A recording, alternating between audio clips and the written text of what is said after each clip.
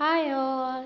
இன்னைக்கு லஞ்சுக்கு வந்து ஒரு சிம்பிளான ஒரு 2 வெஜிடபிள் வச்சு ஒரு ரோஸ்ட் மாதிரி தான் பண்ண போகிறேன்.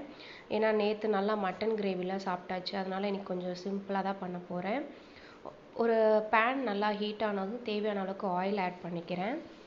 ஆயில் நல்லா ஹீட் ஆனதும் கடுகு உளுத்தம்பருப்பு சேர்த்துக்கிறேன்.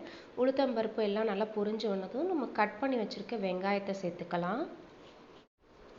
இன்றைக்கி வந்து பொட்டேட்டோவும் காலிஃப்ளவரும் வச்சு தான் நான் வந்து ஒரு சிம்பிள் ஒரு தொக்குன்னு சொல்லலாம், ஒரு ரோஸ்ட்டுன்னு சொல்லலாம். ரைஸ்க்கு வச்சு சாப்பிடும்போது ரொம்ப சூப்பராக இருக்கும். சைட் டிஷ்ஷாகவும் நீங்கள் சாப்பிடலாம். கட் பண்ணி வச்சுருந்த வெங்காயத்தை இதில் சேர்த்துக்கிறேன். கூட கொஞ்சம் கல்லுப்பு சேர்த்துக்கிறேன். கல்லுப்பு சேர்த்துட்டு நல்லா மூடி வச்சு நான் இன்றைக்கி குக் பண்ண போகிறேன்.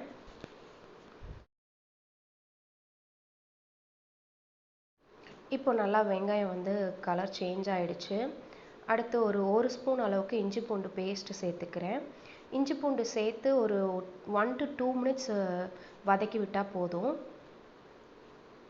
அடுத்து வந்து நான் கட் பண்ணி வச்சுருக்க தக்காளி சேர்த்துக்கிறேன்.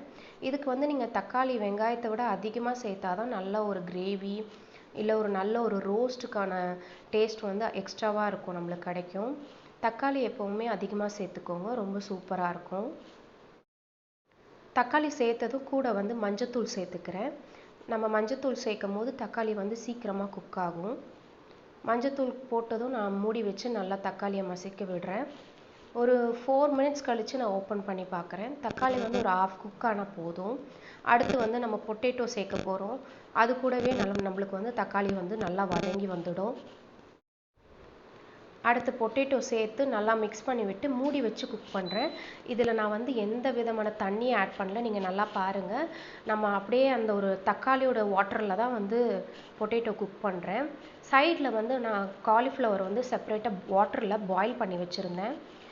அதில் இருக்கிற அழுக்கெல்லாம் வெளியே வந்ததுக்கப்புறமா காலிஃப்ளவரையும் இது கூட சேர்த்து நல்லா மிக்ஸ் பண்ணி விட்டுக்கிறேன்.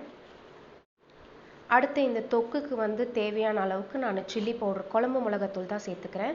ஒரு 1.5 ஸ்பூன் அளவுக்கு சேர்த்துக்கிறேன். உங்களுக்கு காரம் வேணும்னா நீங்கள் எக்ஸ்ட்ரா கூட சேர்த்துக்கலாம். நான் நல்லா சேர்த்து நல்லா மூடி விட்டு தான் குக் பண்ணுறேன். தண்ணி கொஞ்சம் கூட ஆட் பண்ணல. அதுலேருந்தே நல்லா குக் ஆகிடுச்சு. மூடி விட்டு கலரிடணும். ஃபைனலாக கொத்தமல்லி தூவி ஸ்டவ் ஆஃப் பண்ணிடுறேன். நல்லா சூப்பரான ஒரு டேஸ்ட்டில் இருந்தது. எப்போவுமே இந்த காலிஃப்ளவர் வந்து சில பேருக்கு எப்படி குக் பண்ணணும்னு தெரியாது. இந்த மாதிரி நீங்கள் பொட்டேட்டோ கூட சேர்த்து வச்சு சாப்பிட்டு பாருங்களேன், இது ரொம்ப சூப்பராக இருக்கும். சப்பாத்தி கூட இது ரொம்ப பெஸ்ட்டான ஒரு காம்போ தான். நீங்கள் சப்பாத்தி கூட இதே மாதிரி கிரேவி செஞ்சு நீங்கள் அது கூட சாப்பிட்லாம். லஞ்சுக்கு நான் எந்த ஒரு சைட் டிஷ்ஷும் எடுத்துக்கல. இதுவே ஒரு நல்ல சூப்பராக டேஸ்ட்டாக இருந்தது. இது கூட நான் எதுவுமே அப்பளம் எதுவுமே நான் வச்சுக்கல. வெறும் இதை வச்சே நான் சாப்பிட்டு எடுத்துட்டேன். ரொம்ப ரொம்ப சூப்பரான காம்பினேஷன் தான் இது. நீங்களும் இந்த ரெசிபி ட்ரை பண்ணி பார்த்துட்டு கமெண்ட் செக்ஷனில் சொல்லுங்கள். தேங்க்ஸ் ஃபார் வாட்சிங்.